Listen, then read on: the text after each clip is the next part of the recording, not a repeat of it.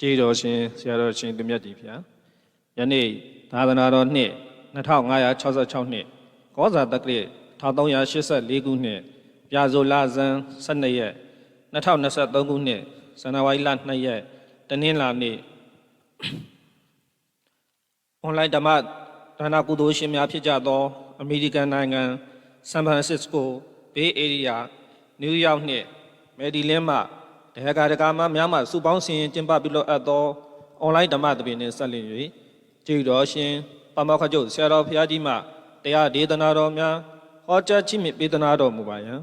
ဘုရား၍တော်ခြေတော်သောဥခိုက်၍ရိုသေစွာလျှောက်ထားအပ်ပါသည်ဗျာ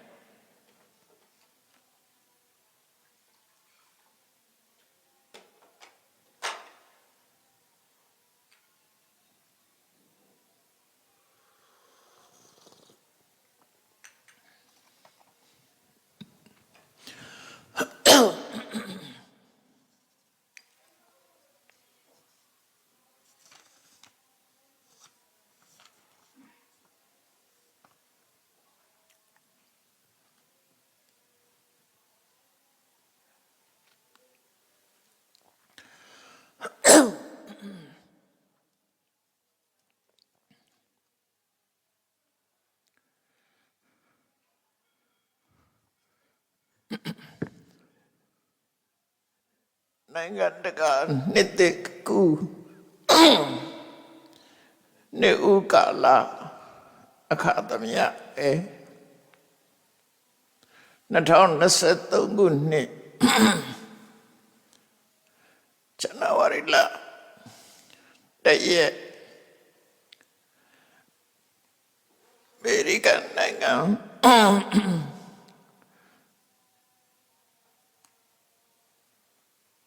2023ခုနှစ်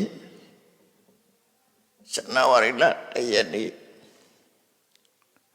ဆန်ဖရန်စစ္စကိုဘေးအေရီးယားနယူးယောက်နှင့်မေရီလင်းမှဘုရားဘာသာဝင်သူတော်စင်များစုပေါင်းဆင်ကျင်းပပြုလုပ်အပ်သည်နိုင်ငံတကာနှစ်သက်ကူ2023ခုနှစ်နေဥဓမ္မသဘင်အခမ်းအနားဝယ်ဟောကြားအပ်သောအမှားနဲ့အမှန်ခွဲခြားသိသောဉာဏ်အကြောင်းတရားဒေသနာတော်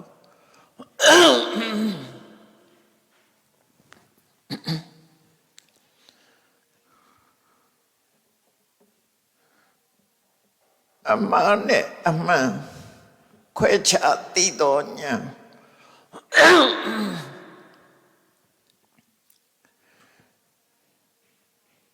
အများသိနေတဲ့အမြင်ဟာအမှားလားသို့မဟုတ်အမှန်လားဆိုတာခွဲခြားသိဖို့လိုအပ်တယ်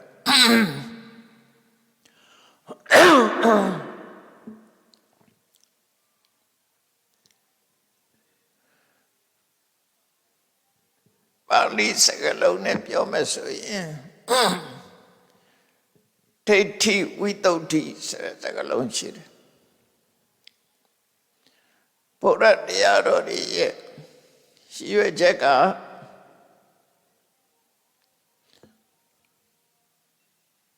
လောကမှာရှိတဲ့လူသားတွေဟာအမှားမြင်နေတာကိုအမှန်ထင်ပြီးတော့နေကြလို့တန်တရားဝကမလွတ်နိုင်တာဖြစ်တယ်ပေါ့ဒါကြောင့်မို့ဘယ်လိုအမြင်ကဘယ်လိုအမြင်ကအမှားမြင်ပြီးတော့ဘယ်လိုအမြင်ကအမှန်မြင်တာလဲဆိုတာခွဲခြားသိဖို့ရတဲ့တနည်းအားဖြင့်ပြောမယ်ဆိုရင်ဝိပဿနာတရားရဲ့အခြေခံဝိပဿနာတရားအထုတ်ပြီးဆိုရင်ဘယ်လိုအမြင်ရှိမှ ဝိပဿနာဉာဏ်ဖြစ်တယ်ဆိုတာသိရှိနားလည်ဖို့အတွက်ရှင်းလင်းဟောကြားမှာဖြစ်ပါတ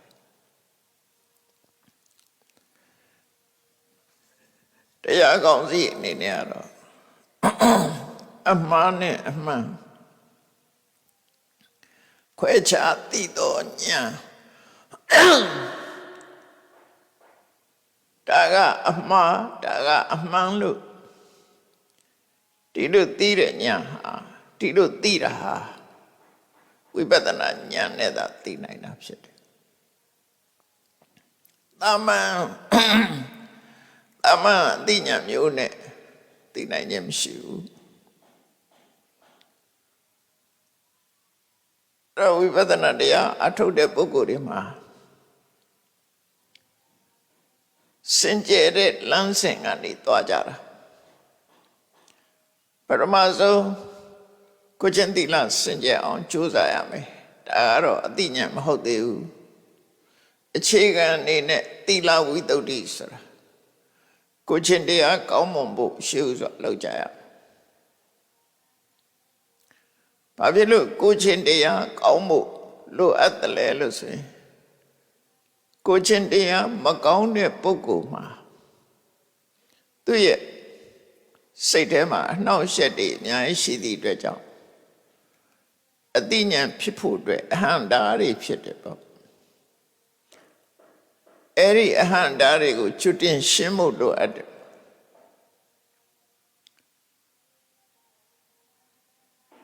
ကိုယ့်ရဲ့မျက်နှာပုံရိပ်ကိုရှင်းရှင်းလင်းလင်းမြင်ချင်လို့ရှိရင်မှန်သားပြင်ဟာကြည်လင်းနေမှာဖြစ်တယ်မုံဝါးနေတဲ့မှန်သားပြင်ပေါ်ကြည့်မယ်ဆိုလို့ရှိရင်မုံဝါးတဲ့ရုပ်တွေမမြင်ရမှာဖြစ်တယ်ဒါကြောင့်မို့မှန်သားပြင်ကိုကြည်လင်းအောင်လုပ်တယ်လို့ကိုကျင့်တရားတွေရှုစွာကောင်းမွန်အောင်ကြိုးစားရမယ်ဘယ်တိုင်းထာထိကြိုးစားရမလဲဆိုရင်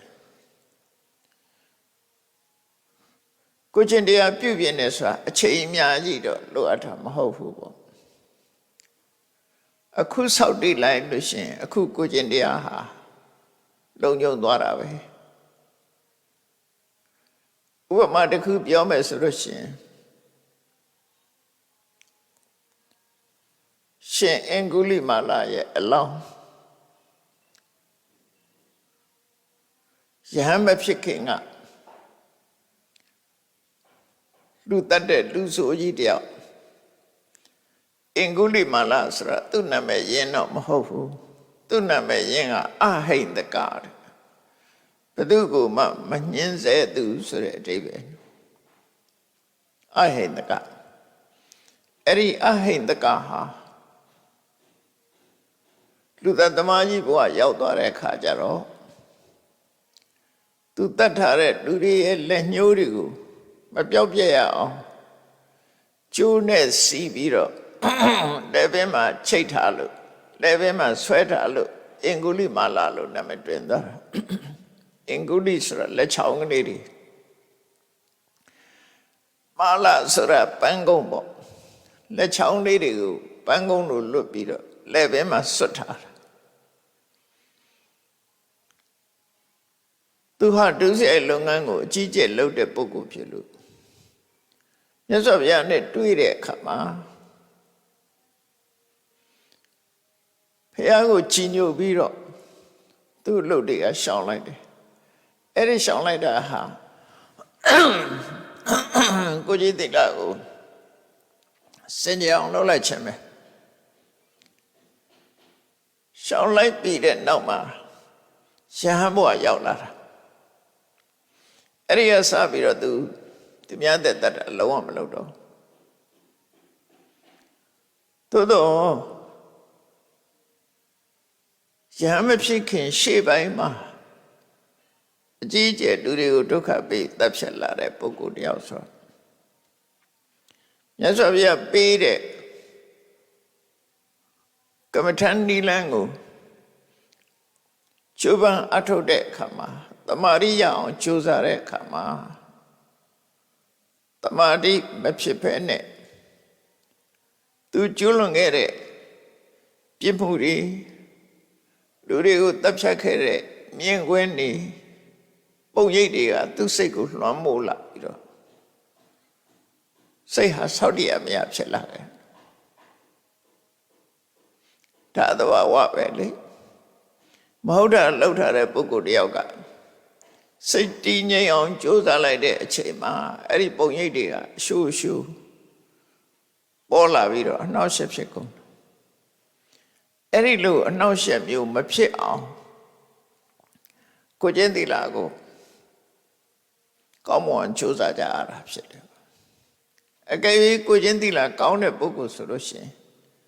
မကောင်းတဲ့ပုံရိပ်တွေဟာသူစိတ်အာယုန်ထဲမှာပေါ်လာမှာမဟုတ်ဘူးပေါ့အဲ့တော့ရှင်အင်္ဂုလိမာလဟာတရားထုတ်တဲ့အခါမှာသူရဲ့လူသက်သမားဘဝကပုံရိပ်တွေကလွှမ်းမိုးလာလို့တရားထိုင်လို့မရဘူးနောက်ပိုင်းကျတော့မြတ်စွာဘုရားကနီလန်းပေးတယ်ရှေ့ပိုင်းဟာတွေမိထားလိုက်အပိုင်းနှစ်ပိုင်းပိုင်းလိုက်တယ်အဲ့ဒါကိုအင်္ဂုလိမာလပရိတ်ဆိုပြီးတော့နောက်ပိုင်းတော့ပေါ်လာတယ်နော်အပိုင်းနှစ်ပိုင်းပိုင်းလိုက်တယ်ယတောဟံအရိယာယသာတိယသာတော်ဆိုအရိယဇတ်မြင့်မြတ်တဲ့ယဟန်ဘဝရောက်တဲ့အချိန်ကစပြီးတော့ဘယ်သူအသက်မှမတတ်ပါဘူးဆိုအချိန်ကန့်သတ်လိုက်တာရှေ့ပိုင်းကလောက်ခဲ့တာတွေကိုမေ့ပြလိုက်ပြီးတော့ကိုယ့်ရဲ့စိတ်အားပြည့်မှုစင်ကြယ်မှုတွေရဟန်းဖြစ်တဲ့အချိန်နောက်ပိုင်းကစပြီးတော့သူကိုကျင့်သီလရှိတယ်ဆိုတာကိုအာပြုလိုက်တယ်အဲ့ဒီအချိန်မှာပုံရိပ်တွေပျောက်သွားပြီးတော့တရားထုတ်လို့ရသွားတယ်အဲ့တော့သီလရဲ့တန်ဖိုးဟာအဲ့ဒါပဲအနဝိစ္စဒုက္ခ happiness or innocence အနဝိစ္စဆိုတာ innocent အပြစ်မရှိတာအပြစ်မရှိခြင်းသည်ချမ်းသာဒုက္ခစိတ်ချမ်းသာမှုပေးနိုင်တယ်အဲ့တော့အပြစ်မရှိတာဟာသီလနဲ့ပြည့်စုံမှာအပြစ်မရှိတာကိုကျင့်သီလပျက်စီးနေတဲ့ပုဂ္ဂိုလ်ဟာအပြစ်ရှိနေတယ်လို့ခံစားရတယ်ကာယကံဝစီကံအပြစ်ရှိတယ်ပေါ့အဲ့စိတ်ထဲမှာမကောင်းတဲ့ပုံရိပ်တွေကလာရောက်နှောက်ယှက်တဲ့အခါမှာစိတ်တဝိတ္တုဋ္ဌိဆိုတာဖြစ်ဖို့ခက်သွားတယ်ဒါကြောင့်မို့သီလဝိတ္တုဋ္ဌိကာယကံဝစီကံစင်ကြယ်အောင်ရှုစွာကြိုးပမ်းအထောက်အောင်ကိုယ်စိတ်ထဲမှာစိတ်နှလုံးထုံထုံချပြီးတော့အခုချိန်ကစပြီးကာယကံမြောက်ဝစီကံမြောက်ကိုကျင့်တရားကိုဖောက်ဖျက်တာမလုပ်ပါဘူးလို့ဆိုတဲ့တဏိဋ္ဌာန်ချပြီးတော့ကိုကျင့်သီလကိုစောင့်တည်လိုက်ခြင်းအပြင်သီလဝိတ္တုဋ္ဌိဆက်ဖြစ်သွားတယ်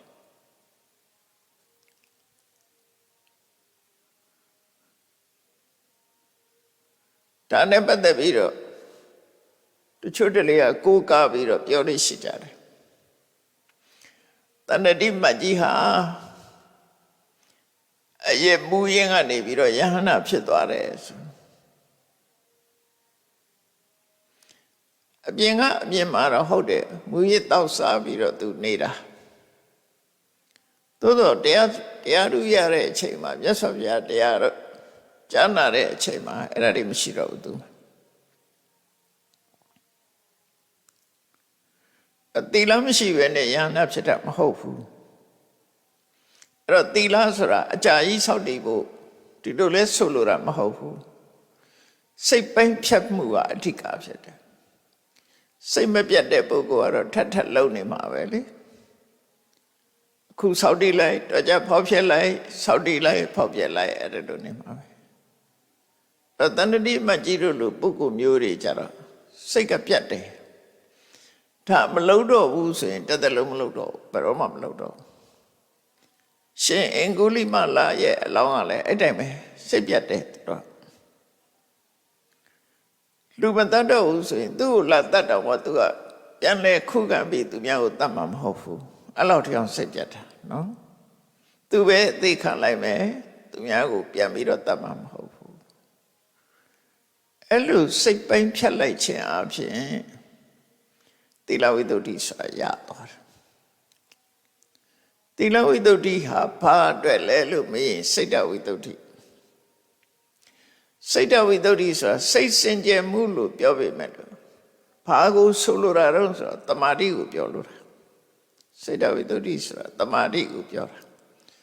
စိတ်တည်ငြိမ်အောင်ထားနိုင်တာအဲ့တော့ကိုချင်းသီလပြည့်စုံပြီးတဲ့နောက်မှာစိတ်တည်ငြိမ်အောင်လုပ်ဖို့လွယ်သွားတယ်သီလဝိတ္တုကကာယကနဲ့ဝစီကံကိုထိမ့်သိမ်းဆောင်ရှောက်တယ်စိတ်တဝိတ္တုကစိတ်ကိုထိမ့်သိမ်းဆောင်ရှောက်တယ်အဲ့ဒီနှစ်ခုကဘာအတွက်လဲဆိုရင်အသိပညာအတွက်ပဲဖြစ်တယ်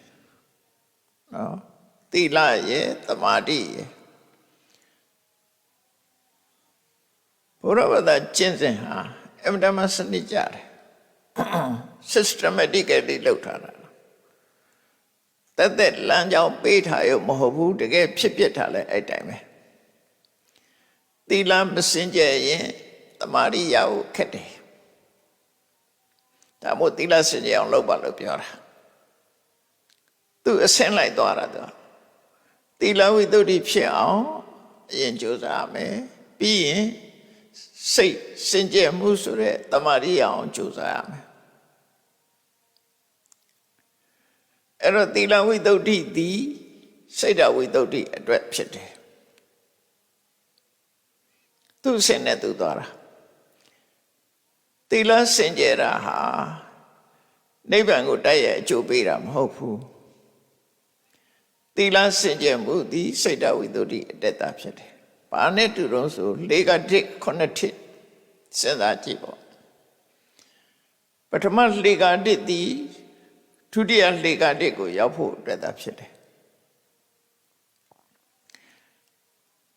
တိုက်ပေါ်ရောက်ဖို့မဟုတ်သေးဘူးသူက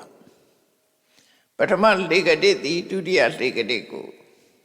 ရောက်အောင်ပို့ပေးတာဖြစ်တယ်ဒုတိယ၄ကတိကတတိယ၄ကတိအတွက်ဖြစ်တယ်တတိယ၄ကတိကစတုထ၄ကတိစတုထကပစ္စမပစ္စမကသတ္ထသတ္ထကတတ္တမအဲ့ဒီလိုကြည့်လိုက်ပဲဆိုရင်သီလဝိတ္တုကဘာအတွက်လဲလို့ဆိုရင်စိတ်တဝိတ္တုတမာရိယဖို့အတွက်အနုဆိုတမာရိယဖို့ခက်လိမ့်မယ်ကိုချင်းသီလမပြည့်စုံတဲ့ပုဂ္ဂိုလ်တယောက်ဟာကိုယ်စိတ်ထဲမှာအပြစ်ရှိတယ်လို့ခံစားနေရတဲ့ပုဂ္ဂိုလ်တယောက်ဟာဘယ်လိုနည်းနဲ့မှစိတ်တည်ငြိမ်မှုကိုမရနိုင်ဘူးတဲ့ဒါကြောင့်မို့စိတ်တည်ငြိမ်မှုအတွက်ကိုချင်းသီလရှိရမယ်ကိုချင်းသီလရှိပြီးတဲ့အခါမှာစိတ်တည်ငြိမ်မှုရအောင်ကြိုးစားရမယ်ဒါအဆင့်မကျော်ရဘူးသူတိုင်သူသွားတာအဲ့ဒီသီလဝိတ္တုအဆင့်စိတ်တဝိတ္တုအဆင့်သည်ပညာဝိတ္တုအတွက်လမ်းခင်းပေးခြင်းများတာဖြစ်တယ်ပညာမဟုတ်သေးဘူးအသိပညာမဟုတ်သေးဘူးဟုတ်ပြီစိတ်တဝိတ္တုဖြစ်လာပြီးတဲ့နောက်မှာအမှားနဲ့အမှန်ကိုသိတဲ့ဉာဏ်ရဖို့အတွက်လုပ်ငန်းစတင်ရမှာဖြစ်တယ်ပေါ့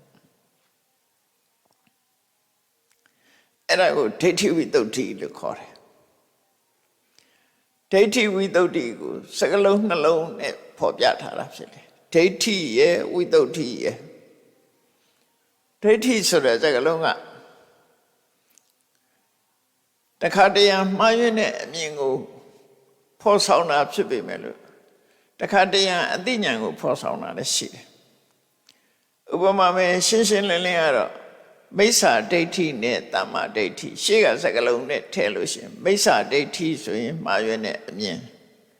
တမ္မာဒိဋ္ဌိဆိုတော့မှန်ကန်တဲ့အမြင်အသိဉာဏ်အဲ့လိုကွာတယ်အကယ်၍ရှေ့ကမိစ္ဆာဆိုတာလည်းမပါဘူးတမ္မာဆိုတာလည်းမပါဘူးဒိဋ္ဌိတို့တမ္မာသုံးတဲ့အခါကျတော့ မှားရွေးနဲ့အမြင်လားမှန်ကန်တဲ့အမြင်လားဆိုတာသိဖို့ခက်သွားတယ်အဲ့တော့ကြတော့အကြောင်းအရာနဲ့ဆက်ဆက်ပြီးတော့ယူရတယ် what context စကားလုံးနဲ့ဆက်ဆက်လာတဲ့စကားလုံးတွေနဲ့ပတ်သက်ပြီးတော့ဒါဟာမှားရွေးတဲ့အမြင်ကိုပြောရလားမှန်ကန်တဲ့အမြင်ကိုပြောရလားဆိုတာနှစ်ခုခွဲခြားပြီးတော့ယူဖို့လိုတယ်ပေါ့မေတ္တာသုတ်ထဲမှာပါတဲ့နောက်ဆုံးကရာလေးတစ်ပုဒ်ကိုကြည့်အလုံးမေတ္တာသုတ်ရကြတယ်ဒိဋ္ဌိဉ္စအနုပကမ္မသီလဝါဒတနေနတမ္ပန္နောအဲ့မှာဒိဋ္ဌိဉ္စအနုပကမ္မအဲ့ဒီမှာပြထားတဲ့ဒိဋ္ဌိဆိုတာမှားသောအမြင်လို့အဓိပ္ပာယ်ရတယ်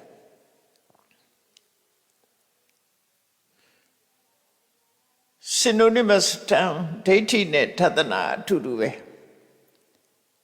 စကားလုံးနှစ်ခုအဓိပ္ပာယ်တူစကားလုံး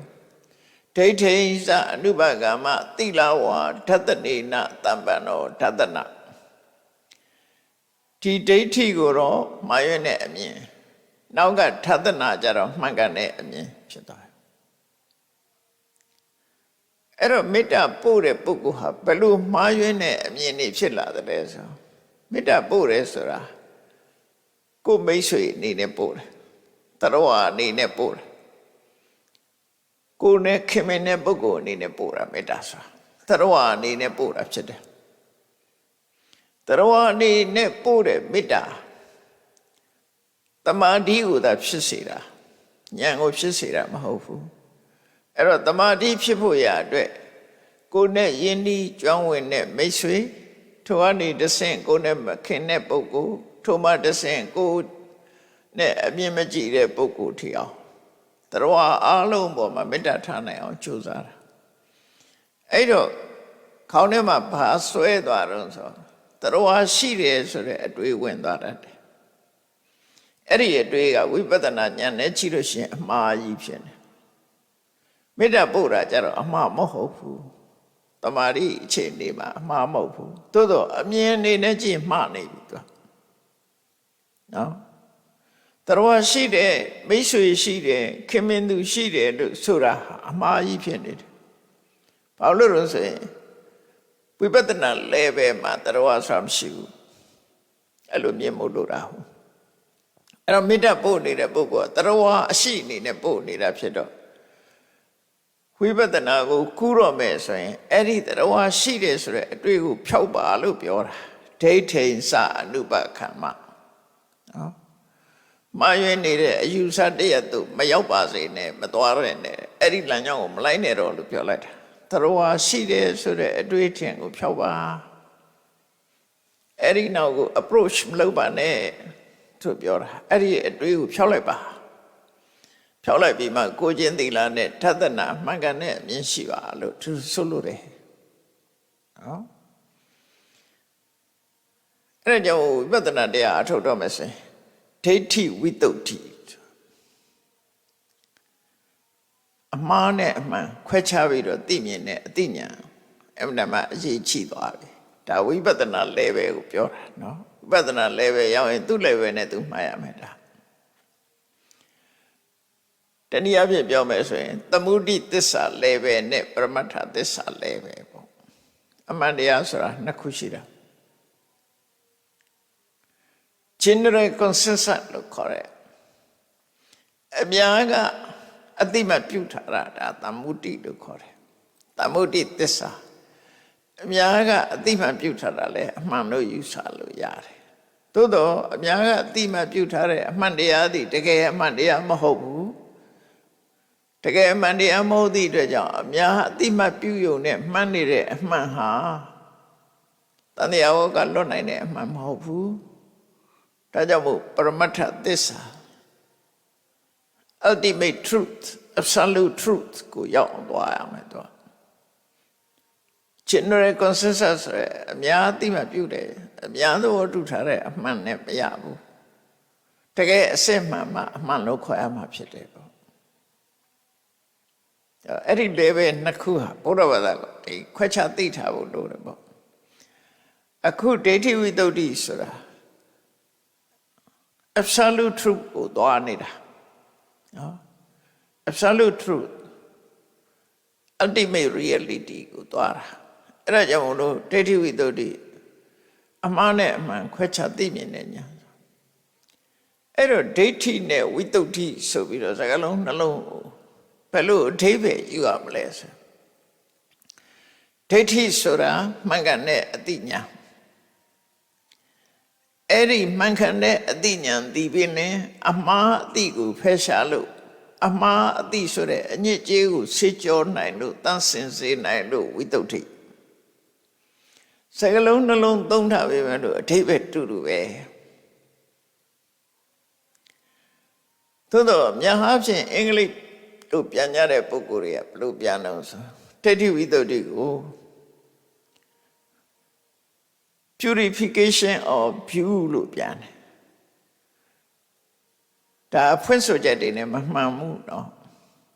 ဒီဘာသာပြန်ကအမှန်မဟုတ်ဘူးဟုတ်တယ်လို့တော့ရှိတယ်သို့တော့မူရင်းသုံးတဲ့စကားလုံးကအဲ့ဒီလိုအဓိပ္ပာယ်ဆိုလိုတာမဟုတ်ဘူး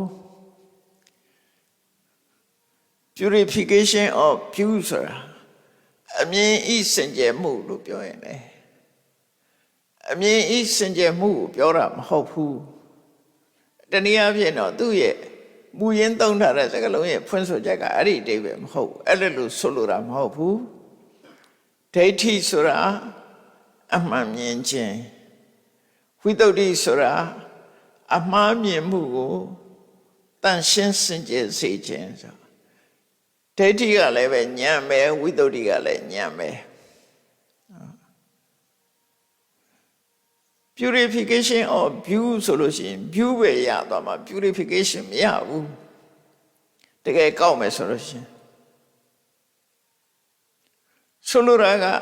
သဒ္ဒနာကလည်းဉာဏ်ပဲဝိတ္တုကလည်းဉာဏ်ပဲဒီစကားလုံးနှလုံးလုံးဒီအသိဉာဏ်ကိုပြောတာအကယ်၍ purification of view လို့ပြောလို့ရှိရင်အသိဉာဏ်မရဘူးဒီအင်္ဂလိပ်စကားလုံးရအသိဉာဏ်ကိုရည်ညွှန်းတာမဟုတ်ဘူးဖြစ်သွားတယ်တခါတလေဟုတ်တယ်လို့နဲ့မဟုတ်တာတွေအများကြီးရှိတယ်စကားလုံးတွေမှာတော့သူဆိုလို့ရင်မူရင်းစကားလုံးကပါတော့ဆိုဒိဋ္ဌိဆိုတာအမှန်မြင်ခြင်းဝိတ္တုဆိုတာအဲ့ဒီအမှန်မြင်တဲ့ဉာဏ်သည်အမှားမြင်နေတဲ့အမှားနေတဲ့အရာကိုစိတ်ကြောတန့်စင်ပေးတတ်တယ်လို့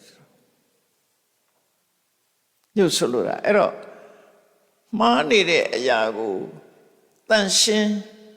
တန့်စင်သွားစေတတ်တဲ့အမှန်မြင်မှုလို့ဒီလိုဆိုလိုတယ်စကားလုံးနှလုံးမှာအဓိပ္ပာယ်တစ်ခုတည်းပဲเนาะစကားလုံးနှလုံးမှာတရားကိုအနေနဲ့တစ်ခုတည်းပဲဉာဏ်ကိုပြောတာလို့အဲ့တော့ဝိတ္တုမဲ့မှာဘယ်လိုဖွင့်အောင်ဆိုလို့ရှိရင်နာမရူပနာယာထာဝထတနာဒိဋ္ဌိဝိတ္တုနာမတဲ့နာမရူပနာနန္တရားယုတ်တရားတို့ကိုယာထာဝထတနာတကယ်အဖြစ်မှန်တိုင်းသိမြင်သောဉာဏ်သည်ဒိဋ္ဌိဝိတ္တုနာမဒိဋ္ဌိဝိတ္တုမြည်ဒိဋ္ဌိဝိတ္တုဆိုတာအသိဉာဏ်အဲ့ဒီအသိဉာဏ်သည်အလုံးနှစ်ခုကိုလှုပ်တယ်ဒီလိုဆိုလို့တယ်အလုံးနှစ်ခုကိုလှုပ်တယ်အလုံးနှစ်ခုကပါလဲဒိဋ္ဌိမြင်ခြင်းဆိုတဲ့အလုပ်ဝိတ္တုစင်ကြယ်စေခြင်းဆိုတဲ့အလုပ်ဒီနှစ်ခုကိုလှုပ်တယ်လို့ပြော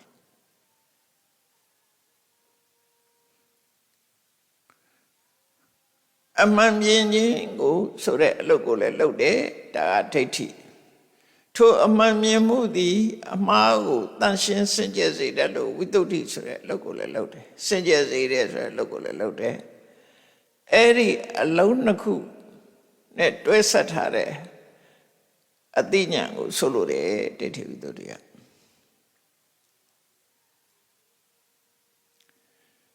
စောစောပိုင်းကပြောတဲ့သီလဝိတ္တုဆိုတာလဲစင်ကြယ်တဲ့သီလကိုပဲပြောတာစိတ်တဝိတ္တုဆိုတာစင်ကြယ်တဲ့တမာတိစိတ်တစ်ခုပဲပြောတာ အခုဒိဋ္ဌိဝိတ္တုကလည်းစကားလုံးနှလုံးဆိုပေမဲ့နှစ်ခုပြောတာမဟုတ်ဘူးတစ်ခုတည်းကိုပြောတာဘာကိုပြောတာတော့ဆိုအသိဉာဏ်ကိုပြောတာနော်ဘယ်လိုအသိဉာဏ်တော့ဆိုရင်နာမရူပနာယထာဝတတနာဒိဋ္ဌိဝိတ္တုနာမနာမရူပနာနန္တရားယုတ်တရားတို့ကိုယထာဝထတနာတကယ်အရှိတိုင်းသိမြင်သောဉာဏ်သည်ဒိဋ္ဌိဝိတ္တုနာမဒိဋ္ဌိဝိတ္တုမြည်ဒါဖြင့်ယုံနဲ့နံကိုယုံနံလို့သိတာဒါအမှန်သိပဲအယုံနံလို့မသိပဲနဲ့ဘယ်လိုသိနေတော့ဆိုတရဝလို့သိနေလို့ရှိရင်နာယုံတစ်ခုပေါင်းစပ်ထားတာကိုလူလို့ထင်နေတယ်နတ်လို့ထင်နေတယ်တရဝလို့ထင်နေတယ်ဒါအမှားသိပဲလေတကယ်ယုံနဲ့နံကလွဲလို့မှတရဝဆိုတာရှိမှမရှိတာယုံနဲ့နှစ်ခုပေါင်းစပ်ပြီးတော့လှုပ်ရှားတဲ့တွေးခေါ်တဲ့ရှိတဲ့ငိုတဲ့ဆိုတာဖြစ်နေစကားပြောတယ်တကယ်တော့ယုံနဲ့နှစ်ခုပေါင်းစပ်လိုက်လို့ရလာတဲ့ energy နဲ့လုပ်နေတာတရဝမရှိဘူးဒီထဲမှာအဲ့လိုယုံနဲ့နှစ်ခုတတ်အရှိတိုင်းမြင်တာဟာဒိဋ္ဌိဝိတ္တုတယ်အဲ့ဒီအရှိတိုင်းမြင်ဖို့ဟာလွယ်လားဆိုတော့မလွယ်ဘူးအဲ့ဒါမမြင်မဲနဲ့လေတွေ့တာမှုကိုရှင်းလို့ရမလားမရဘူးတွေ့တာမှုကိုမရှင်းနိုင်ရင်မုန်းတိမှုတွေရောရှင်းလို့ရမလားမရဘူးတွေ့တာမှုကိုမရှင်းမဲနဲ့စိတ်သောကာကိုဖယ်လို့ရမလားမရဘူးဒါကြောင့်မို့တွေ့တာမှုတွေအထင်လွဲမှုကိုအကြောင်းပြုပြီးတွေ့တာမှုတွေကိုရှင်းနိုင်ဖို့ရအတွက်ဝိပဿနာတရားထုတ်တဲ့ပုဂ္ဂိုလ်တိုင်းရှေးဥစွာဒိဋ္ဌိဝိတ္တုဆိုတာအမှန်မြင်အောင်ကြိုးစားရမယ်လို့သူဆိုလိုတာနော်အမှန်မြင်အောင်ကြိုးစားရမယ်နာယုတ်တို့ကိုအရှိတိုင်းအမှန်တိုင်း illusion မဖြစ်ပဲနဲ့ရုပ်ကိုရုပ်လိုပဲမြင်ရမယ်နာမ်ကိုနာမ်လိုပဲမြင်ရမယ်အဲ့ဒီလိုသိမြင်တဲ့ဉာဏ်သည်ဒိဋ္ဌိဝိတ္တုအဘိဓမ္မထသင်္ဃာကျမ်းကတော့ဘလို့ဆိုတော့ဆိုရင်လက္ခဏာရတ္တပစ္စုပ္ပထာနာပဋ္ဌာနာဝသေနနာမရူပပရိက္ခဟောဒိဋ္ဌိဝိတ္တုနာမလို့တဘာဝတရားတစ်ခုကို characteristic လို့ခေါ်တဲ့သူ့ရဲ့လက္ခဏာရှုထောင့်ကတွေ့ရမယ်ရတ္တလို့ဆိုတဲ့ function ဆောင်ရွက်မှုကိစ္စရှုထောင့်ကသိရမယ်ပစ္စုပ္ပထာနာလို့ဆိုတဲ့ manifestation ပေါ်လာတဲ့ပုံရိပ်ကိုသိရမယ်ပဋ္ဌာနာဆိုတဲ့အနိကအကြောင်းတရားကိုသိရမယ်တဘာဝတရားတစ်ခုရှုထောင့်၄ခုကသိတာနာနဲ့ယုတ်ကိုရှုထောင့်၄ခုကနေမြင်တာကိုဒိဋ္ဌိဝိတ္တုလို့ပြောတာအမှန်ဝိတ္တုမဲ့ကတော့ယထာဘုဒ္ဓထတနာအမှန်ကန်သိခြင်းအမှန်ကန်သိတယ်ဆိုတာဘာလို့လက္ခဏာရတ္တပစ္စုပ္ပထံပဋ္ဌာန်ဆိုတဲ့ရှုထောင့်၄ခုကနာယုတ်ကိုသိတာအဲ့ဒါဟာဒိဋ္ဌိဝိတ္တုပဲဆိုရှင်းပြဖို့မတူပေမဲ့လို့အထိပ္ပယ်ကတော့တူပဲနာမရူပပရိက္ခဟဆိုတာနာနဲ့ယုတ်ကိုပိုင်းခြားသိနိုင်ခြင်းသိတဲ့ဉာဏ်သည်လို့ဆိုလိုတယ်နာမရူပပရိက္ခဟနာယုတ်တို့ကိုပိုင်းခြားသိနိုင်တဲ့ဉာဏ်သည်သိတဲ့ဉာဏ်သည်ဒိဋ္ဌိဝိတ္တုနာမဒိဋ္ဌိဝိတ္တုမြည်ဝိတ္တုမဲ့ကြတော့နာမရူပနာယာထာဝထတနာနာနေယုတ်တွေကိုအမှန်တိုင်းအရှုတိုင်းမြင်သောဉာဏ်သည်ဒိဋ္ဌိဝိတ္တုနာမဒိဋ္ဌိဝိတ္တုမြည်လို့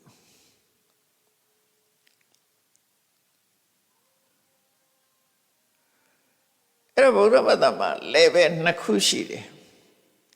သမုဒိသစ္စာ level ကပြောတဲ့စကားတစ်ခုကိုကျင့်တရားတွေမိဘဝတ္တိနော်မိသားစုကျင့်ဝတ်တွေမိတ်ဆွေပေါင်းတို့ရဲ့ကျင့်ဝတ်တွေလိုက်နာကျင့်သုံးရမယ့်အလုပ်တွေမင်္ဂလာတရားတော်ကိုရှေ့ပိုင်းကဟောတဲ့လှုပ်ဆောင်မှုတွေ အဲ့ဒါတွေကသမုဒိသစ္စာလည်းပဲအနေခေါ်တာအဲ့ဒါတွေကမလိုအပ်ဘူးလားဆိုလိုအပ်တယ်လူရဲ့ဆိုးဆိုင်အတိအတွက်လိုအပ်တယ်ကိုကျင့်သိက္ခာပိုင်းဆိုင်ရာကိုသမုဒိသစ္စာလည်းပဲဟောတာပရမတ္ထသစ္စာလည်းပဲကနေကြည့်လိုက်လို့ရှိရင်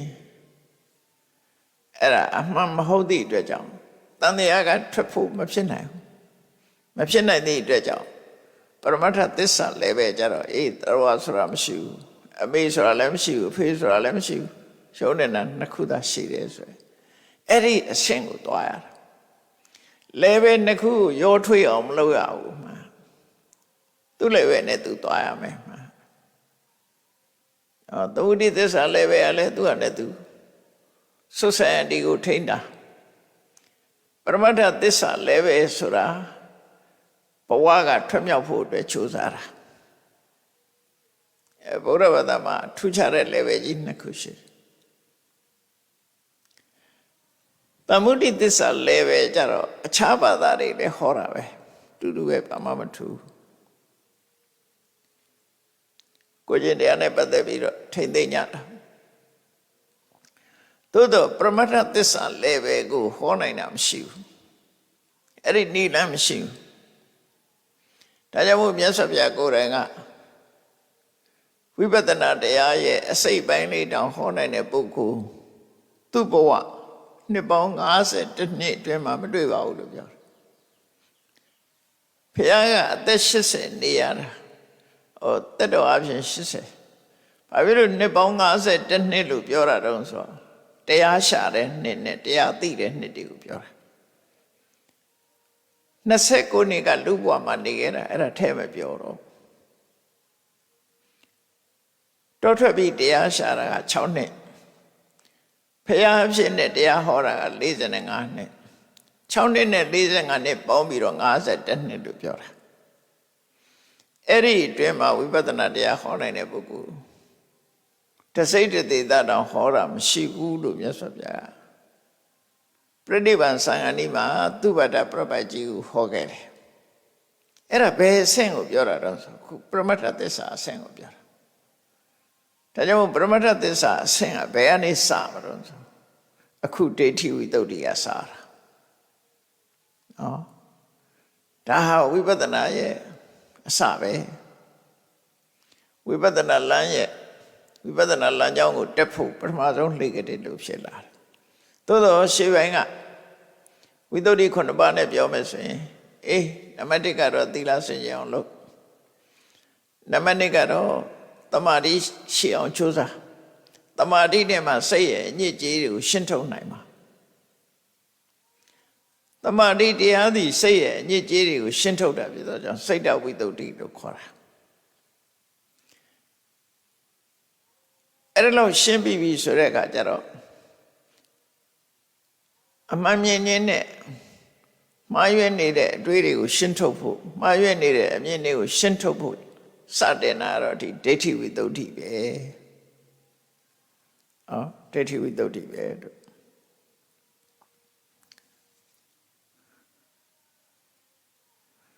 အဲ့ဒါလို့မြင်အောင်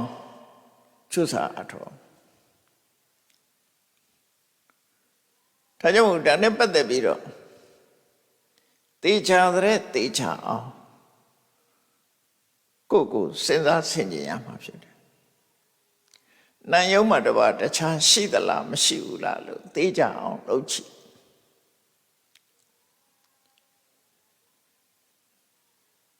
ခွဲခြားစိတ်ဖြာလိုက်တဲ့အခါမှာအမှန်မဟုတ်တဲ့အမြင်ဟာပျောက်သွားတာပဲထုံးစံပဲနော်အစစ်မှမဟုတ်လို့ရှိရင်ပျောက်သွားတယ်ဆိုတော့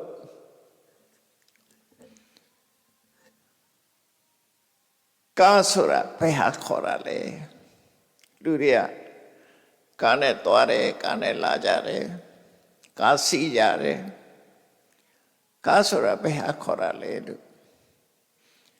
ကားရဲ့အစိတ်ပိုင်းတွေတစ်ခုစီတစ်ခုစီ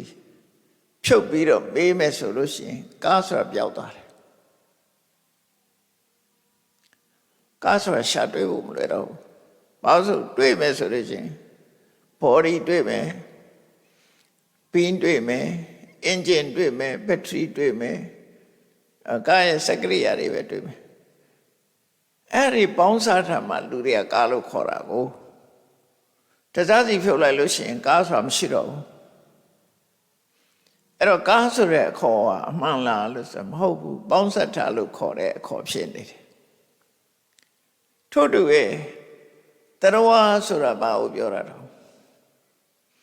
ရှုံးတဲ့နံကိုတစ်ခုစီခွဲထားလိုက်လို့ရှိရင်ဘယ်ဟာကိုတရားခေါ်မလဲခေါ်တယ်မရှိပြန်ဘူးတစ်ခုစီမေးလိုက်ဒါရုပ်တာလူခန္ဓာကိုပဲကြည့်လိုက်စပင်ကစပင်မဲ့မျက်စိကမျက်စိပဲနှာခေါင်းကနှာခေါင်းနားနာရှာဒါလူဆိုတာပျောက်သွားပြီတဲ့အဲ့တော့ပေါင်းဆက်ထားတဲ့အခေါ်အဝေါ်တွေမှန်သမျှဟာအမှန်တရားမဟုတ်တော့ဘူးပေါ့အရှိတရားလည်းမဟုတ်တော့ဘူးအထင်အမြင်များတာဖြစ်တယ်အဲ့ဒီအထင်အမြင်တွေအလုံးကိုပျောက်အောင်ကြိုးစားတာဒိဋ္ဌိဝိတ္တုဥပမာတစ်ခုပြောမယ်လူတွေပြောကြတယ်တစ်ခုမြင်ငါမြင်နေငါမျက်စိနဲ့မြင်နေပြောကြတယ်ငါကိုယ်တိုင်မြင်ခဲ့တာအဲ့ဒီမှာရှာကြည့်ဘာတွေတွေ့မလို့ဆိုရင်မြင်နေဆိုတဲ့နေရာမှာရှာကြည့်လိုက်လို့ရှိရင်မျက်စိတွေ့မယ်မြင်စရာအာယုန်တစ်ခုတွေ့မယ်အဲ့ဒီနှစ်ခုပေါင်းစုံခြင်းကြောင့်ဖြစ်ပေါ်လာတဲ့အသိစိတ်တွေ့မယ်အာယုန်နဲ့ဆက်သွယ်လာတဲ့ဆက်သွယ်မှုတွေ့မယ်စိတ်ခံစားချက်တွေ့မယ်ဒါပဲတွေ့မယ်ငါဆိုတာဘယ်သူကိုခေါ်မလဲအဲ့ဒီငါးခုတည်းကတရားနာမည်နဲ့ပြောမယ်ဆိုရင်သက္ခုပတ္တရာရူပယုံသက္ခုဝိညာဉ်စိတ်ဖတ်တာဝေဒနာအဲ့ဒီငါးခုဖြစ်တာပဲအဲ့ဒါပဲငါဆိုတာဘယ်သူကိုပြောမှလဲအဲ့ဒီငါးခုပေါင်းလိုက်တာပဲလူကငါလို့ပြောနေတာလေတရားလို့ပြောနေတာအဲ့ဒီငါးခုတည်းကတစ်ခုခုပြတ်သွားလို့ရှိရင်လုံးလို့မရတာမြင်နေဆိုရင်ဖြစ်တော့လေမျက်စိမရှိရင်လည်းမြင်နေဆိုရင်ဖြစ်ဘူးမြင်စရာအာယုံမရှိရင်လည်းမြင်နေဆိုရင်ဖြစ်ဘူးအဲ့ဒီဟန်ချက်ညီညီတဲ့ငါးခုလုံးစုံမှမြင်နေဆိုဖြစ်တာအဲ့တော့ဘယ်သူကိုငါလို့ပြောမှလဲဒီငါးခုတည်းကတစ်ခုကိုငါလို့ပြောမှလားတရားလို့ပြောမှလားဆိုပြောရမရှိဘူးသူနာမည်နဲ့သူပဲအဲ့တော့ရှုပ်တရားနံတရားတွေအစုအဝေးဖြစ်ချင်းမျှတာဖြစ်တယ် just a phenomena တဘာဝတရားတက်တက်မျှတာဖြစ်တယ်တရားဆိုတာမရှိဘူးငါဆိုတာမရှိဘူးလို့အဲ့လိုမြင်အောင်ကြိုးစားရမှာအဲ့လိုမြင်ပြီးဆိုမှဒိဋ္ဌိဝိတ္တုဖြစ်တယ်နော်အဲ့ဒါကိုဆိုလိုတာဒိဋ္ဌိဝိတ္တုဖြစ်ဖို့ဆိုတာအဲ့ဒီလိုမြင်မှုဒါဖြင့်အဲ့လိုမမြင်လို့ရှိရင်ဘာပြဿနာဖြစ်လဲတရားလို့မြင်တယ်ဆိုလို့ရှိရင်ဘာပြဿနာဖြစ်တယ်ဘလို့လားအတဲ့အထင်မြင်လွဲမှားမှုတွေစက်တိုက်ဖြစ်လာတယ်တရားလို့ထင်လို့ရှိရင်အတွေးခေါ်လွဲမှားမှုတွေဖြစ်လာတယ်တရားလို့ထင်လိုက်တာနဲ့တပြိုင်နက်ဒီတရားသည်သိပြီးနောက်ဖြစ်တယ်မဖြစ်ဘူးဆိုတာနှစ်ခုလာတယ်တရားလို့ထင်လိုက်တာနဲ့လူဆိုလို့ရှိရင်ဥပမာနောက်ဘဝသိပြီးတဲ့နောက်ဘဝဖြစ်တယ်သိပြီးတဲ့နောက်ဘဝမဖြစ်ဘူးဆိုရင်ဘယ်လိုမှားယွင်းတဲ့အမြင်တွေထပ်ဆင့်လာတယ်လဲသိပြီးနောက်မဖြစ်တော့ဘူးဆိုရင်ဥစ္စေရဝါဒဖြစ်သွားပြန်တရားဟာပြတ်ဆဲသွားတယ်ဆိုတဲ့အဓိပ္ပာယ်ပျောက်ပြက်သွားတယ်ဆိုတဲ့အဓိပ္ပာယ်ဖြစ်သွားပြန်သိပြီးတဲ့နောက်ဖြစ်တယ်လို့ယူဆပြန်လို့ရှိရင်တရားဟာထာဝရမြဲနေတယ်လောကကြီးထဲမှာသူကရှိနေတယ်သဒ္ဒရာဒိဋ္ဌိပဲရောက်သွားတယ် အဲ့တော့မလိုလားအပ်တဲ့အတွေးခေါ်နှစ်ခုဟာထပ်ကွဲလာတယ်လို့ဆိုလို့တယ်အကယ်၍ယုံနံနှမျိုးသာရှိတယ်လို့တွက်လိုက်လို့ရှိရင်အဲ့ဒီနောက်ဆက်တွဲဖြစ်ပေါ်လာမဲ့ပြဿနာ problem မလာတော့တရားမှမရှိတာယုံတဲ့နာမယ်ဒါပေမဲ့ယုံနံကြတော့ဗာပြောအကြောင်းရှိရင်ဖြစ်တယ်အကြောင်းမရှိရင်မဖြစ်ဘူး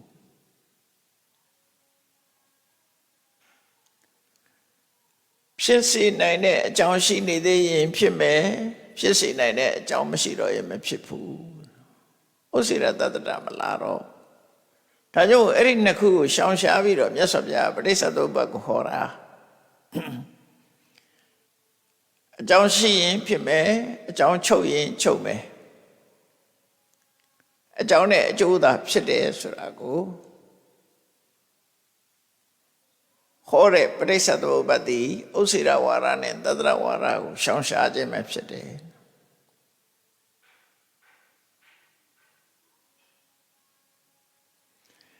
ဒါအလွန်သိမ်မွေ့နေတဲ့မြတ်ဗုဒ္ဓရဲ့ absolute truth လည်းပဲဖြစ်တယ်ပေါ့နိဗ္ဗာန်သွားခြင်းဒီလမ်းကြောင်းပေါ်မတက်ဖဲနဲ့ဘယ်သူမှနိဗ္ဗာန်မရောက်ဘူးဒီလမ်းကြောင်းပေါ်တက်မှ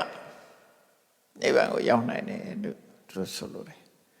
သမုဒိသစ္စာလဲပဲမှာနေရင်တော့တန်တရားထဲမှာပဲရှိမယ်သမုဒိသစ္စာလဲပဲကနေထွက်ပြီးတော့ပရမတ္ထသစ္စာလဲပဲကိုရောက်မှနိဗ္ဗာန်ဆိုတွေးနိုင်တယ်လို့ဘုရားဘာသာမှာလဲပဲနှစ်ခုနဲ့မသားထားဖို့လိုရပေါ့နော်ဒါကြောင့်မို့ဒီအမှန်တရားနဲ့ပတ်သက်ပြီးတော့အခိုင်အမာသိမြင်လာအောင်ကြိုးစားအထောက်ကြရတာဖြစ်တယ်ပေါ့တရားမရှိဘူးဆိုတာသိကြလောက်အောင်ကိုယ်ခန္ဓာကိုယ်ကိုစစ်ဆေးကြည့်ရမြင်တဲ့အချိန်မှာစစ်ဆေးကြည့်ပါလိမ့်ဖြစ်တာလေကြားတဲ့အချိန်ကိုစစ်ဆေးကြည့်ပါလိမ့်ဖြစ်လေအနံ့ရတဲ့အချိန်မှာစစ်ဆေးကြည့်မယ်စစ်ဆေးတာ contemplation ပဲ meditation ပဲ contemplate ဆိုတာ contemplation ဆိုတာတတိနဲ့ပညာနဲ့စူးစိုက်ပြီးတော့လေ့လာတာပြောတာလူတွေဟာသိပ္ပံပညာလက်ထဲမှာသွားပြီးတော့ရှင်းကြတာပဲလေလက်တွေ့လှုပ်ဆောင်တာဒါလက်တွေ့လှုပ်ဆောင်အောင်အဲ့လိုမှ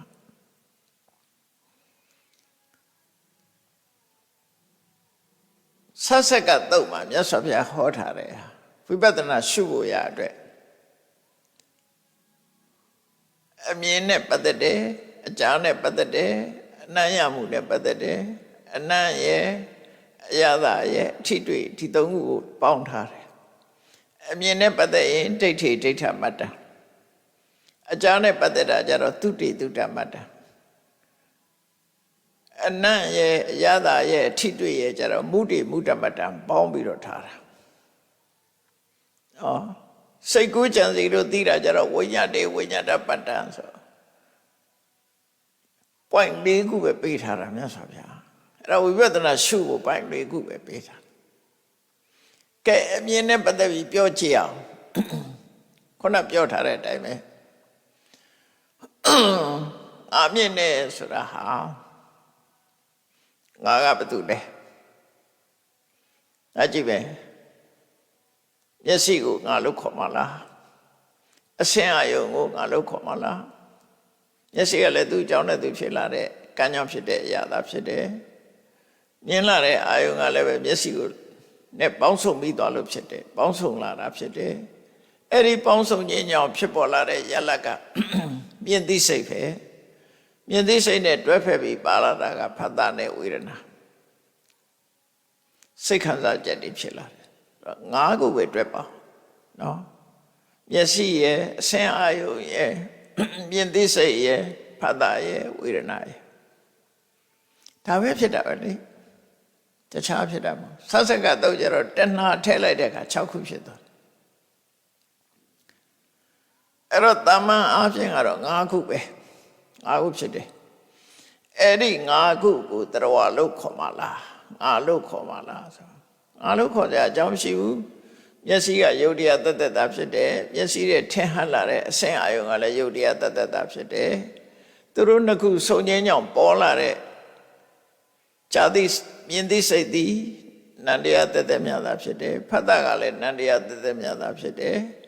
ဝေဒနာလည်းနန္တရားတတ်မြတ်တာဖြစ်တယ်အဲ့တော့ယုတ်နဲ့နံနှစ်ခုဖြစ်ခြင်းများတာဖြစ်တယ်အဲ့ဒီပဲငါဆိုတာလည်းမရှိဘူးငါဆိုတာလည်းမရှိဘူးသူကသူအကြောင်းကြောင့်ဖြစ်ပေါ်လာပြီးပျက်စီးသွားတာပဲရှိတယ်အဲ့ဒါလိုမြင်အောင်ကြည့်ရမယ်လို့ဆိုတော့ဒါဝိပဿနာတရားအထုတ်တယ်ဆိုတာအဲ့ဒါပြောတာတန်တရားမှနှစ်ပေါင်းကြာရှိသွားဒီအမြင်ကမရှားခဲ့သည့်အတွက်ကြောင့်လွယ်လွယ်ကူကူနဲ့အမြင်ကိုပြောင်းဖို့ဆိုတာခက်တယ်ကြားတဲ့အခါမှာလည်းပဲငါကြားတယ်လို့ပြောကြတယ်ကဲငါကြားတယ်လို့ပြောရအောင်အဲ့ထင်မယ်ဘာတွေဖြစ်တာတုံးလို့တွေ့ကြည့်လိုက်နားရှိတယ်နားမှာအတန်ကလာပြီးတော့ရိုက်ခတ်တယ်ဇာတိစိတ်ပေါ်တယ်ဖတ်တာပေါ်တယ်ဝေဒနာပေါ်တယ်ဒါမဖြစ်မနေဒီတိုင်းသွားနေတာပဲအဲ့ထင်မယ်ငါဆိုတာဘာသူပြောမှလဲတရဝါဆိုတာဘာသူခေါ်မှလဲအလုံးဟာတဘာဝတရားတသက်မြတ်တာဖြစ်တယ်ဖြစ်ပြီးရင်သူကသူပြတ်သွားတာကိုလုံးနိုင်တာလည်းတခုမှမရှိဘူးအတန်ကြားလို့အသိစိတ်ပေါ်တယ်ဆိုတာကိုလုံးတာမဟုတ်ဘူးနော်အကြောင်းကြောင့်ဖြစ်လာတဲ့အကျိုးများတာဖြစ်တယ်ကိုလုံးလိုက်တာမဟုတ်ဘူးနားလည်းကိုလုံးထားတာမဟုတ်ဘူးအမေကပေးတာလည်းမဟုတ်ဘူးအဖေကပေးတာလည်းမဟုတ်ဘူးဖခင်သခင်ကပေးတာလည်းမဟုတ်ဘူးအတိတ်ကံကနေပြီးတော့ဖန်တီးပေးလိုက်လို့ဖြစ်လာတဲ့အရာအဲ့ဒီပေါ်မှာအတန်ကလာပြီးတော့ဆက်သွယ်လာတဲ့အခါမှာဇာတိစိတ်တွေပေါ်လာတယ်စီကိုလက်နဲ့တီးလိုက်တဲ့အခါမှာစီတန်ထွက်လာတယ်လို့ပဲအကိုလုံးတာတခုမှမရှိဘူးတော့အဲ့ဒီထဲမှာလည်းပဲတရဝဆိုတဲ့အရာတခုမှမပါဘူးယုံနဲ့နာနှစ်ခုပဲဖြစ်တယ်အဲ့ဒါကိုပြောတာနာမရူပပရိက္ခဟောရှုံးတဲ့နာမည်ရှိတယ်နာမရူပနာယာထာဝတ္တနာဒိဋ္ဌိဝိတ္တိနာမရှုံးတဲ့နာနှစ်မျိုးကိုသာလဲအမှန်သိနေတယ်ဆိုအဲ့ဒါဝိပဿနာပဲနော်ဒိဋ္ဌိဝိတ္တိပဲအမြင်စင်ကြယ်မှုပဲအဲ့တော့ထိုင်ပြီးတော့အဲ့တိုင်ပဲစဉ်းစားကြည့်တကယ်မြင်အောင်တွေးနောက်တစ်ခါထမင်းစားတယ်ကော်ဖီတောက်တယ် breakfast စားတယ် lunch စားတယ်ပေါ့တခုစားတယ်အစာစားပြီဆိုရင်ဘာရင်လာတယ်တတိထားပြီးတော့စားကြည့်ကော်ဖီတောက်ပြီဆိုရင်ဘာနဲ့ဘာကအရင်လာတော့ဆိုအနံ့ကအရင်လာတယ်မတော့ရသေးဘူးကော်ဖီနှံလေးကနှာခေါင်းကိုရင်လာတိုက်တယ်အဲ့ဒါ၅ခုဖြစ်တယ်နော်နှာခေါင်းရယ်ကော်ဖီရဲ့အနံ့ရယ်အနံ့ကိုတီးတဲ့စိတ်ရယ်ဖတ်တာရယ်ဝေဒနာရယ်၅ခုဖြစ်သွားတယ်အဲ့တော့တရား၅ခုဖြစ်ခြင်းပဲကော်ဖီပကံလေးကိုယူပြီးတော့တောက်တော့မလို့လွတ်လိုက်တဲ့အချိန်မှာအဲ့ဒါတွေဖြစ်သွားတာအဲ့ဒီမှာလည်းငါမပါဘူးနောက်တစ်ခါတောက်လိုက်ပြီးတောက်လိုက်တဲ့အချိန်မှာဘာလာတော့ဆိုကော်ဖီကြီးကအေးနေတယ်ကော်ဖီကပူတယ်ပူတာအေးတာသိတယ်အဲ့ဒါကြတော့ကာယပတ္တာရဖုဒ္ဓပါယုံပူတာအေးတာကတေဇောဖုဒ္ဓပါယုံအဲ့တော့အပူအေးအပြော့မှာကိုသိတဲ့ကာယရဲ့ထိလာတဲ့ဖုဒ္ဓပါယုံရဲ့အဲ့ဒီနှစ်ခုဆုံးပြီးသည့်အတွက်ကြောင့်ထိသိတဲ့ကာယဝိညာဉ်စိတ်ရဲ့ဖတ်တာရဲ့ဝေဒနာအဲ့မှာလည်း၅ခုဖြစ်တာပြီးပြီဆိုတော့မှကော်ဖီတောက်လိုက်တော့အော်ကော်ဖီကခါတယ်ကော်ဖီကစိတ်လိမ်လေးဆိုတာရသိလာတယ်အဲ့ဒါလို့သိတာကြတော့တက္ကဏဖြစ်သွားပြန်ပြီလျာရဲ့အယတာရဲ့ဆုံလိုက်တဲ့အခါမှာအယတာသိတဲ့စိတ်ပေါ်လာတယ်ဖတ်တာပေါ်တယ်ဝေဒနာပေါ်တယ်အဲ့တော့ကော်ဖီလေးတစ်ခွက်တောက်ထားသေးပဲနဲ့ရှုပ်တရားနံတရားပေါင်း15မျိုးဖြစ်သွားတယ်နော်15မျိုးဖြစ်သွားတယ် အဲ့ဒီ15မျိုးထဲမှာငါရှိသလားတတဝါရှိသလားမရှိဘူးဒီ15မျိုးပဲနော်15မျိုးကတပြိုင်တည်းဖြစ်တာမဟုတ်ဘူးသူအကြောင်းနဲ့သူဖြစ်သွားတာဖြစ်ပြီးရင်ပြတ်သွားကြတာအဲ့ဒါလို့သိတာကိုပဲနာမရူပနာယာထာဝထသနာဒိဋ္ဌိဝိတ္တုနာမလို့ပြောတာဒါဝိပဿနာတရားအထုတ်ပြီးဆိုရင်အဲ့ဒါကိုပိုက်ပိုက်နဲ့နဲ့သိဖို့လိုသေးတယ်ဟုတ်ပြီကော်ဖီတောက်တဲ့အစားတယ်15မျိုးမျက်စိကမြင်တာ5မျိုးယုံနာ5မျိုးဖြစ်တယ်နားကြားတဲ့အခါမှာယုံနာ5မျိုးဖြစ်တယ်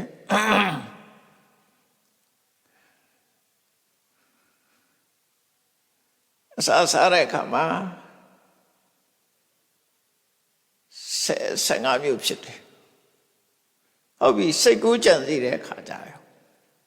အဲ့ဒါတွေမပါဘဲနဲ့တသက်စိတ်ကူးကြံစည်တာမနေ့ကအကြောင်းအရာပြန်တွေးတယ်နောက်နေ့ဖြစ်မဲ့ဟာတွေးကြည့်တယ်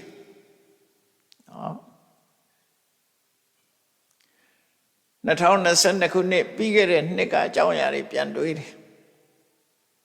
အဲ့ဒီမှာရောငါပါလားအဲ့ဒီမှာတွေးတဲ့စိတ်ကတစ်ခုအဲ့ဒီမှာအခြေခံစိတ်လို့ခေါ်တာပေါ့ attention လုပ်တဲ့စိတ်ကတစ်ခုပြီးတဲ့အခါကျတော့တွေးတဲ့အကြောင်းအရာကတစ်ခုအဲ့ဒီ attention လုပ်တဲ့စိတ်ရဲ့တွေးတဲ့စိတ်ရဲ့နှစ်ခုပေါင်းလိုက်တဲ့အခါမှာအတွေးအာယုံရဲ့ပေါ့လေ attention လုပ်တဲ့စိတ်ကအဝိဇ္ဇံစိတ်လို့ခေါ်တယ်အဲ့ဒီစိတ်ရဲ့တွေးတဲ့အာယုံရဲ့နှစ်ခုပေါင်းလိုက်တဲ့အခါမှာတွေးသိစိတ်တွေပေါ်လာတယ်အဲ့ဒီတွေးသိစိတ်နဲ့အတူတူကဖတ်တာပါတယ်ဝေဒနာပါတယ်5ခုပဲအဲ့ဒါလေစိတ်ကူးကြံစည်ရင်လည်းဒီ5ခုဖြစ်တာပဲအဲ့ဒီမှာကျတော့ရှုပ်တရားမဟုတ်ပဲနဲ့နန္တရားသက်ဖြစ်တာပေါ့သို့တော့တွေးရတဲ့အကြောင်းအရာကရုပ်ဖြစ်ခြင်းဖြစ်နိုင်တယ်နာမ်ဖြစ်ခြင်းဖြစ်နိုင်တယ်တွေးတဲ့အကြောင်းအရာကြတော့ဥပမာမနေ့တုန်းကစိတ်ဆိုးခဲ့တယ်စိတ်ဆိုးတာကိုတွေးရင်တော့ဒါနန္တရားကိုတွေးတာပဲဘသူကိုစိတ်ဆိုးတယ်အဲ့ဒီသူကိုမြင်အောင်နေလို့ရှိရင်တော့ဒါရုပ်တရားပဲအဲ့တော့အဲ့ဒီမှာလည်းပဲယုတ်တိနန္ဒီဖြစ်တာပဲရှိတယ်ယုံနာကလွယ်လို့တခြားဘာမှမဖြစ်ဘူးအဲ့ဒါဝိညာတိဝိညာတမတ္တ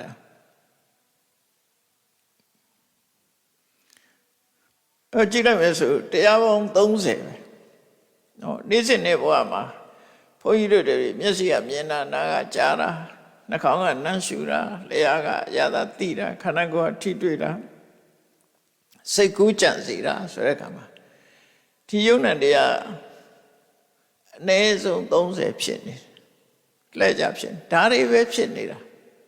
အဲ့ဒီ5ပါးတွေကိုအဲ့ဒီ30ကိုခန္ဓာဖွဲ့လိုက်ရင်ခန္ဓာ5ပါးပဲတကယ်တော့ခန္ဓာ5ပါးဖြစ်ပေါ်လာခြင်းပဲဒါဖြင့်လူတွေဟာဘဝကိုတွေ့တာနေကြတာဘယ်သူတွေ့တာလဲဆိုခန္ဓာ5ပါးတွေ့တာနေတာပဲလေခန္ဓာ5ပါးတွေ့တာနေရင်ဒုက္ခအဆုံးမတတ်တော့ခန္ဓာ5ပါးတွေ့တာမှုကိုဖယ်ရှားနိုင်မှဒုက္ခအဆုံးတတ်တယ်ဒါ Buddhist way for liberation ပေါ့ liberation ရဖို့ရအတွက်ကဒီအဆင့်မြင့်တယ်ပဲဒီတိုင်းသွားတာနော်အဲ့တော့ဒိဋ္ဌိဝိတ္တုဆိုတာဟာအခုလို့ရှုံးတဲ့နာနဲ့သာရှိတယ်ရှုံးတဲ့ကလွဲပြီးတော့တတဝမရှိဘူးဆိုတာကိုသိချတဲ့သိချအောင်စစ်ဆေးကြည့်ရှုဒီတရားတွေရဲ့အပြင်အခြားဘာတွေဖြစ်သေးတယ်လဲလို့တွေးအောင်ရှာနော်မတွေးတော့ဘူးဆိုလို့ရှိရင်မရှိတာမတွေးတော့ဘူးဆိုလို့ရှိရင်ကျန်တာတွေအထင်မြင်မြတာဖြစ်တယ်လို့သိလို့ရှိရင်ဒါတကယ်အမှန်သိပဲတရားအသိဆိုတာအဲ့ဒီထအောင်သိဖို့လိုတယ်ပေါ့ဒါဝိပဿနာဉာဏ်ဖြစ်ပြီလားလို့ဆိုဝိပဿနာဉာဏ်ရဲ့ foundation ပဲရှိသေးတယ်အဲ့ဒီတရားတွေနဲ့ပတ်သက်ပြီးမမြဲဘူးဆိုတာသိဖို့လိုတယ်မမြဲသည့်အတွက်ကြောင့်ဒုက္ခရောက်တယ်ဆိုတာသိဖို့လိုတယ်ကိုလုံးနိုင်တာတခုမှမရှိဘူးဆိုတဲ့အနတ္တသဘာဝကိုသိဖို့လိုတယ်ဆိုဆင့်တက်လာပြန်အဲ့ဒီဉာဏ်နဲ့ကျတော့တဆင့်ပြီးတဆင့်တက်သွားတာဟောတဆင့်ပြီးတဆင့်တက်သွားတာ ဒါကြောင့်မို့လို့ဒါဒိဋ္ဌိဝိတ္တုဆိုတာအခြေခံအဲ့ဒီလိုဖြစ်နေတာဘာကြောင့်ဖြစ်တယ်လို့သိတာကြတော့ပစ္စယပရိက္ခညာလို့ခေါ်တယ်အဲ့ဒီနှစ်ခုအကြောင်းတရားနဲ့ကယုံနာကိုသိပြီးတဲ့နောက်မှာထိုယုံနာနဲ့ပတ်သက်ပြီးတော့သုံးသပ်ကြည့်တယ်မြဲသလားမမြဲဘူးလား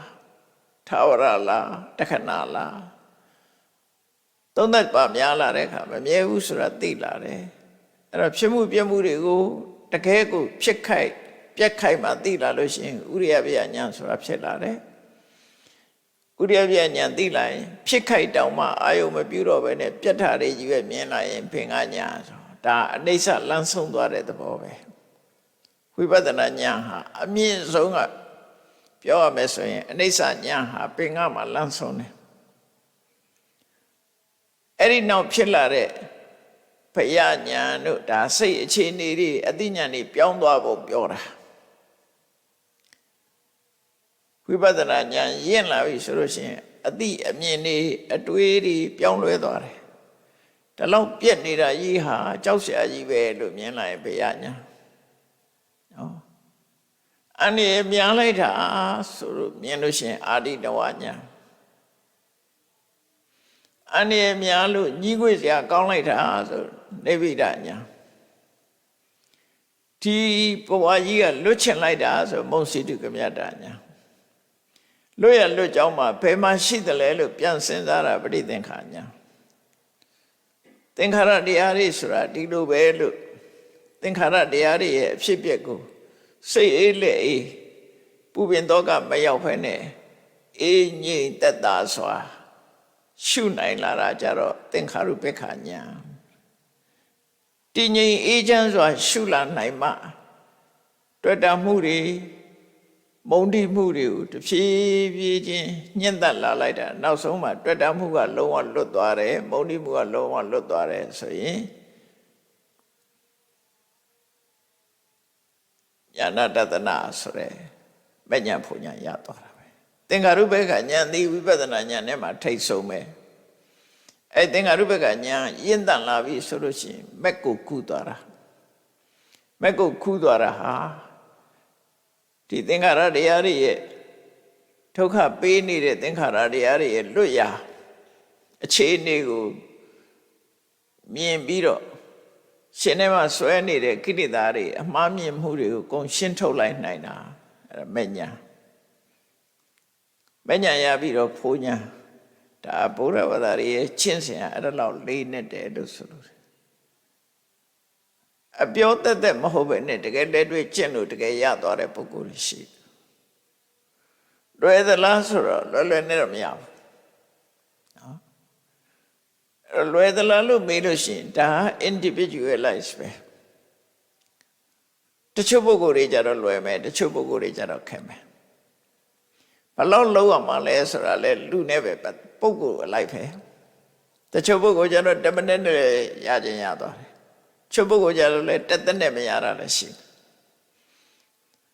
ဒါကသူ့ရဲ့ qualification နဲ့သွားတာလောကီပညာတစ်ခုသင်တာတောင်မှပဲတတ်တဲ့လူရှိတယ်မတတ်တဲ့လူရှိတယ်ထူးချွန်တဲ့လူရှိတယ်မထူးချွန်တဲ့လူရှိတယ်အဲ့တိုင်းပဲလောကုတ္တရာပညာရမှလည်းပဲဒီတိုင်းပဲလို့မှတ်ရဘယ်နဲ့ရအထောက်အမှာတော့ဆိုမရမချင်းအထောက်အမှာလို့ပဲပြောရမှာနော်ရှားကျင်တဲ့လူကြတော့10မိနစ်နဲ့လည်းရနိုင်တယ်10နာရီနဲ့လည်းရနိုင်တယ်ဒါသူ့ရဲ့ qualification ပေါ်မှာမူတည်တယ်လမ်းစဉ်ကတော့ဒါပဲဘသူလှုပ်လမ်းစဉ်ကဒါပဲထိတိုင်းသွားမှာပဲဒီအစဉ်တိုင်းသွားအဲ့တော့ဒီနေ့အဓိကအားဖြင့်ဒိဋ္ဌိဝိတ္တုအကြောင်းကိုရှင်းလင်းဖော်ပြတာဖြစ်ပါတယ်အမှားနဲ့အမှန်ခွဲခြားသိတဲ့ဉာဏ်ဆိုတာအမှားကပါလေတရဝလို့မြင်နေတာအမှားရှုံးတဲ့နာနှစ်ခုသာရှိတယ်ဆိုတာအမှန်နော်အဲ့တော့ကိုမြင်နေတာအမှားမြင်တာလားအမှားမြင်တာလားဆိုတာကိုတတိထားပြီးတော့အမှားမြင်တာတွေပျောက်အောင်အမှန်မြင်အောင်အမှန်မြင်ခြင်းတို့ရောက်အောင်ကျင့်ကြံကြိုးကိုပွားများအားထုတ်နိုင်ကြပါစေကုန်သတည်း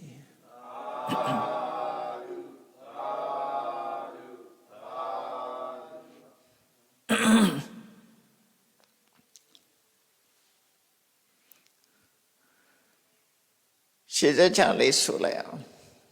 ဒီကပဲနားထောင်ရုံပဲထောင်လိုက်တာရှင်ဖယားဖယားရီတော်တို့သည်တန်တရားကိုဆင်ရင်မှ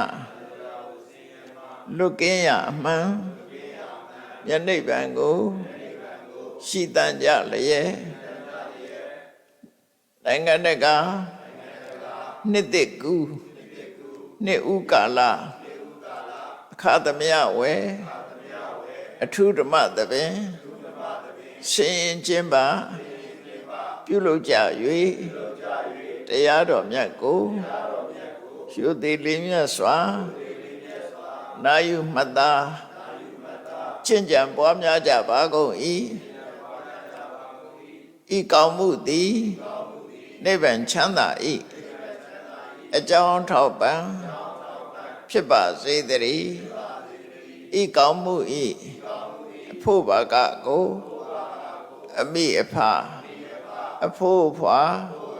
ဆွေမျိုးညာတိတို့အား